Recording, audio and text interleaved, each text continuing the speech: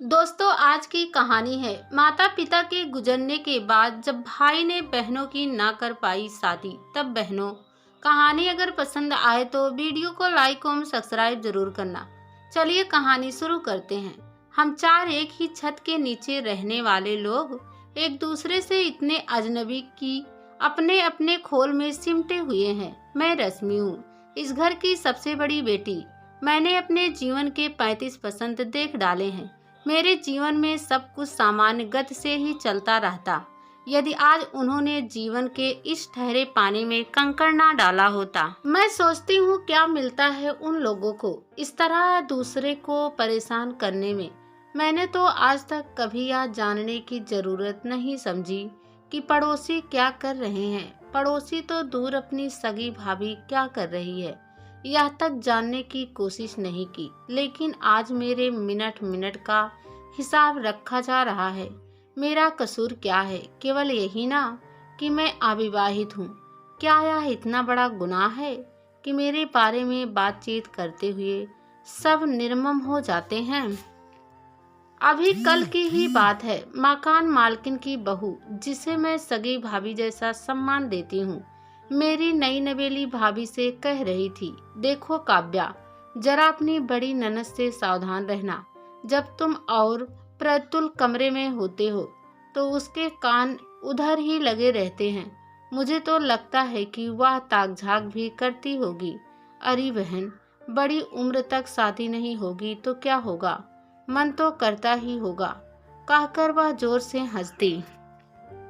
मैं नहीं सुन पाई कि मेरी इकलौती भाभी, जिसने अभी मुझे जाना समझा ही कितना है, ने क्या कहा। पर मेरे लिए तो यह डूब मरने की बात है। मैं क्या इतनी फूहड़ हूँ कि अपने भाई और भाभी के कमरे में झांकती फिरूंगी, उनकी बातें सुनूंगी? मुझे मर जाना चाहिए।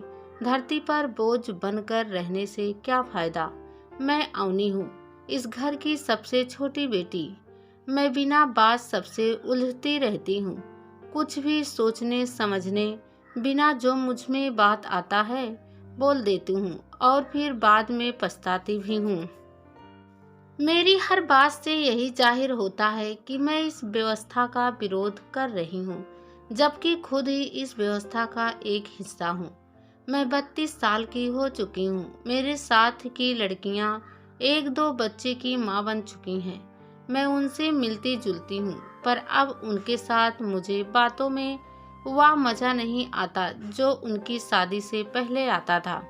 अब उनके पास सास पुराण, पति का यश गाना और बच्चों की किचकिच के अलावा कोई दूसरा विषय होता ही नहीं है। मैं चिढ़ जाती हूँ। क्या तुम लोग इतना पढ़ लिख कर इसी दिमागी स्तर की रह गई हो?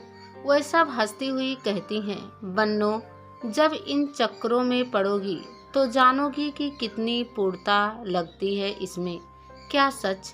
मैं सोचती हूँ कि एक स्कूल मास्टरी करते हुए मुझे अपना जेब खर्च मिल जाता है।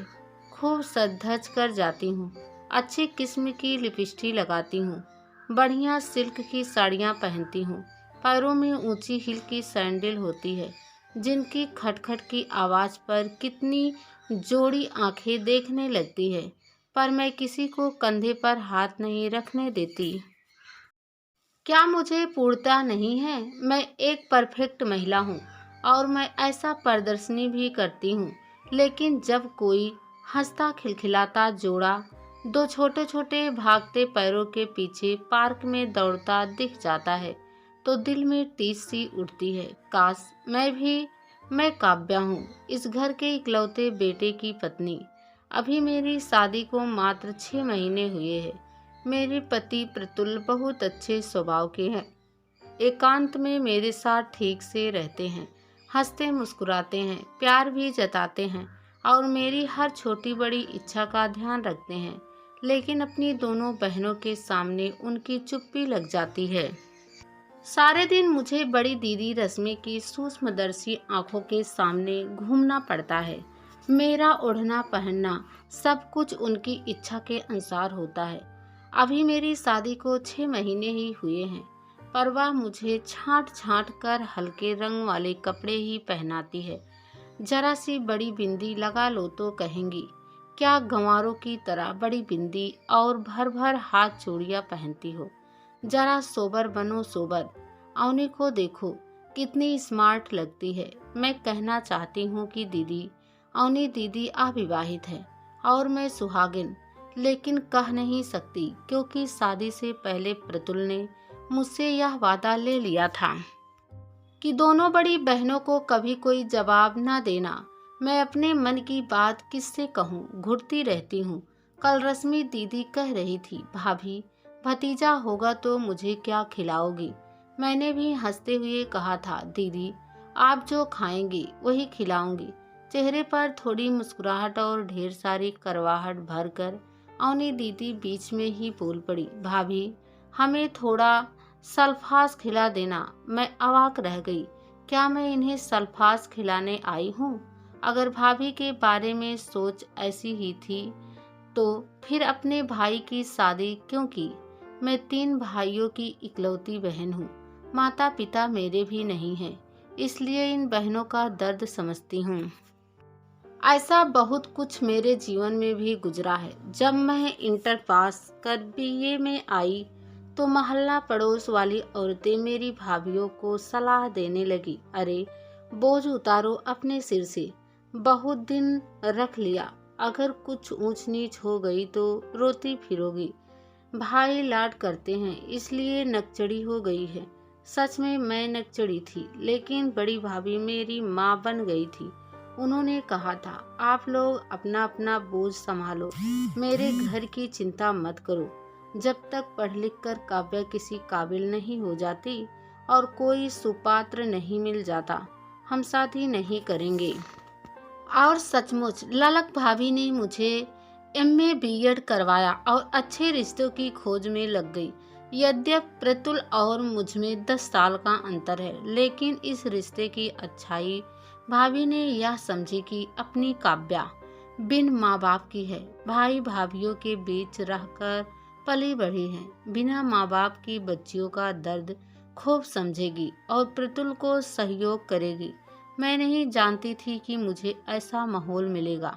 इतनी कुंठा से ग्रस्त नंदे होंगी।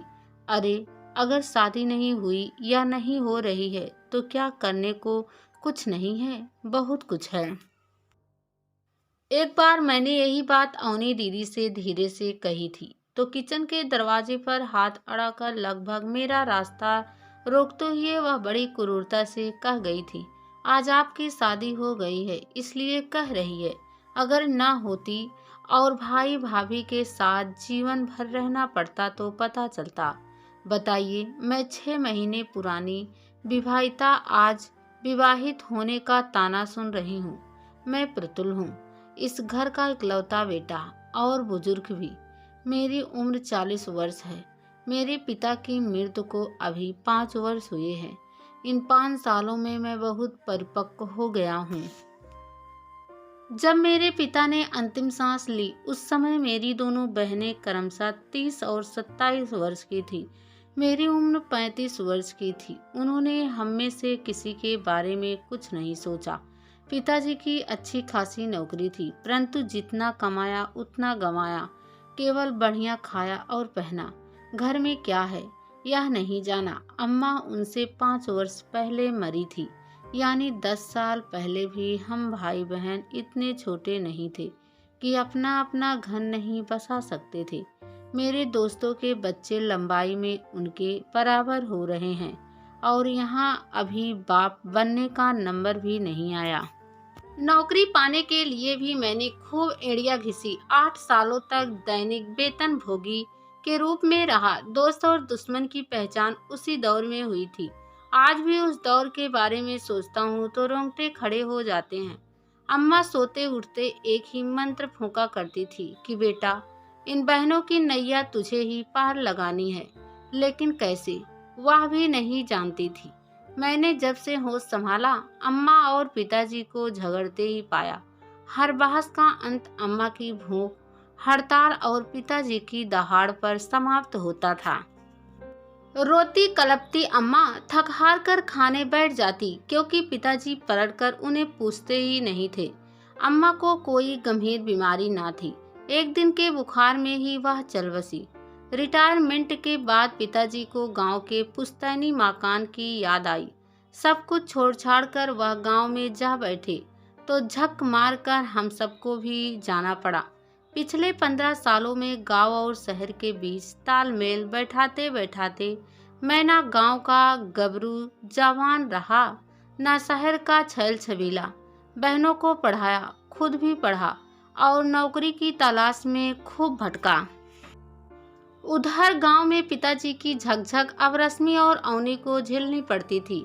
वह ऊट पटांग जवाब देती तो पिताजी उन्हें मारने के लिए डंडा उठा लेते। अजीब मनोस्थिति होती जब मैं छुट्टी में घर जाता था। घर जाना जरूरी भी था क्योंकि घर तो छोड़ नहीं सकता था। पिताजी के बाद मैं दोनों बहनों को शहर ले आया। गांव का मकान, जिसका हिस्सा मात्र 2 कमरों का था, मैं अपने चचेरे भाई को सौंप आया। उसका परिवार बढ़ रहा था और वहाँ भी हमारे घर की तरह तानाशाह थे। शहर आकर अवनी को मैंने टाइप स्कूल में दाखिला दिलवा दिया, लेकिन उसका मन उसमें नहीं लगा। वह गांव के स्कूल में पढ़ाती थी, इसलिए यहाँ भी वह पढ़ाना ही चाहती थी। मेरे साथ काम करने वाले पाठक जी की बेटी अपना स्कूल चलाती है, वहीं अवनी पढ़ाने लगी है। जितना उसे मिलता है पिताजी की तरह अपने ऊपर खर्च करती है। बात बात में ताने देती है, बोलती है तो जहर उगलती है। लेकिन मैं क्या करूं? पिताजी के बाद जो खजाना मुझे मिला वह केवल उनकी 1 महीने की पेंशन थी। जिस शहर में रहने का ताना ये दोनों मुझको देती थी, वही शहर हमारी सारी कमाई निगल रहा है। 40 बरस की वायु में आखिर परिस्थितियों से ऊब कर मैंने शादी कर ली। काव्या अच्छी लड़की है, शांत स्वभाव और धैर्य वाली। उसकी बड़ी बड़ी आंखों में दुख के बादल कुछ क्षण मर्डाते तो जरूर हैं, लेकिन फिर छट भी बहुत जल्दी जाते हैं। काव्या ने आज तक मेरी बहनों के बारे में मुझसे किसी प्रकार की कोई शिकायत नहीं की। क्या करूं? मेरे प्रबंध से जुड़कर उसे भी सब कुछ सहन करना पड़ रहा है। माना कि बहनें छोटी है, लेकिन कहने वाले कब चूकते हैं। खुद की शादी कर ली और बहनों को भूल गया। बहनें भी तड़ से कहती हैं, तुम अपनी जिंदगी देखो, हमको कब तक संभालोगे, या तुम्हारे पास इतना पैसा कहाँ है कि हमें बैठाकर खिला सको। पिताजी ने अपनी जिम्मेदारी नहीं निभाई, खुद खाया पिया और मौज उड़ाई। इसमें मेरा कसूर क्या है? मैं कब कहता हूँ कि बहनों का ब्याह नहीं करूँगा, अपनी जिम्मेदारी से मुंह नहीं मोड़ता, पर मैं सबसे कहता हूँ समय तो आने दो, धैर्य तो रखो। एक तो कहीं बात नहीं बनती और कहीं थोड़ी बहुत गुंजाइश होती है तो ये दोनों मना करने लगती हैं। यह लड़का अच्छा नहीं है, गांव में शादी नहीं करेंगे। वास्तव में दोनों में निकुंजता आ गई है। मुझे कुछ समझती ही नहीं। हैसियत मेरी बुजुर्ग वाली है, लेकिन ये दोनों मुझे बच्चा समझकर डपटती रहती हैं। मेरे साथ काव्या भी डांट खाती है। अम्मा पिताजी के उलझाव ने इन दोनों के स्वभाव में अजीब सा कैलसापन ला दिया है। पापा से उलझकर अम्मा मुंह फुलाकर लेट जाती और यह तक ना देखती कि रश्मि और अवनी क्या कर रही हैं, कैसे बोल रही हैं। मैं अपनी दोनों बहनों और पत्नी के बीच सामंजस्य बैठाने की कोशिश में अपने ही खोल में सिमटता जा रहा हूँ। ना जाने कब समाप्त होगा हमारा अजनबीपन।